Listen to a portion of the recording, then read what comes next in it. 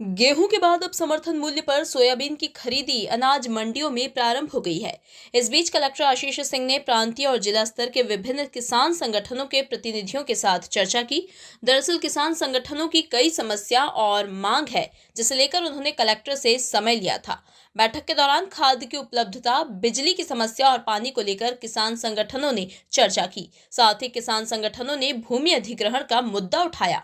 बैठक में सहकारी समितियों में व्याप्त भ्रष्टाचार पर भी किसान संगठन मुखर हुए। किसान से संबंधित जो समस्याएं हैं, खाद को लेकर, बिजली को लेकर, सहकारिता को लेकर, भू अधिग्रहण को लेकर, ये सारे विषय पे अलग अलग चर्चा हुई।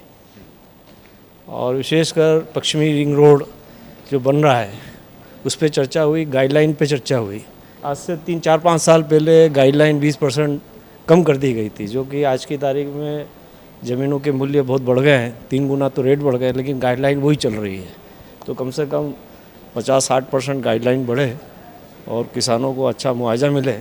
और जो मध्य प्रदेश में जो इंदौर शहर का जो विकास हो रहा है, वो विकास जो हमारे आस पड़ोस के जो गुजरात है, राजस्थान है, गुजरात में जैसे गांधीनगर, अहमदाबाद में जिस प्रकार की सरकार ने योजना लेके, वहाँ की जो राज्य सरकार ने योजना लेके आई है, वहाँ पर जो विकास चल रहा है, क्यों न उस पैटर्न पे हम इंदौर शहर का विकास करें, जो किसान को भी नुकसान नहीं हो और शहर का विकास भी नहीं रुके।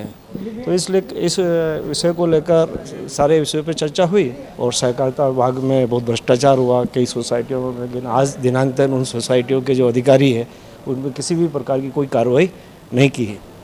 तो करोड़ों का 5-5, 6-6 करोड़, 7-7 करोड़ के सोसाइटियों में घोटाले हुए हैं, जो आज दिनांक तक वो किसान भी परेशान है और जिन्होंने घोटाला किया है वो सारा हम घूम रहे हैं।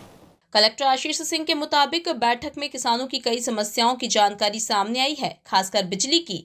उन्होंने बताया कि 2 सहकारी समितियों की जांच नहीं हुई है, जल्द ही जांच कर किसानों को राहत देने का प्रयास किया जाएगा। देखिए, किसान संगठनों के साथ जो बैठक हुई है इसमें 2-3 जो है अच्छी चर्चाएं हुई हैं। पहले तो कुछ एमपीबी से संबंधित समस्याएं हैं, जहां पर कहीं पर लाइन के मेंटेनेंस की आवश्यकता है, कहीं पर टेम्परेरी कनेक्शंस जो हैं वो अधिक देने पे फोकस किया जा रहा है, तो वो संबंधित अधिकारियों को इस हेतु निर्देशित किया गया है।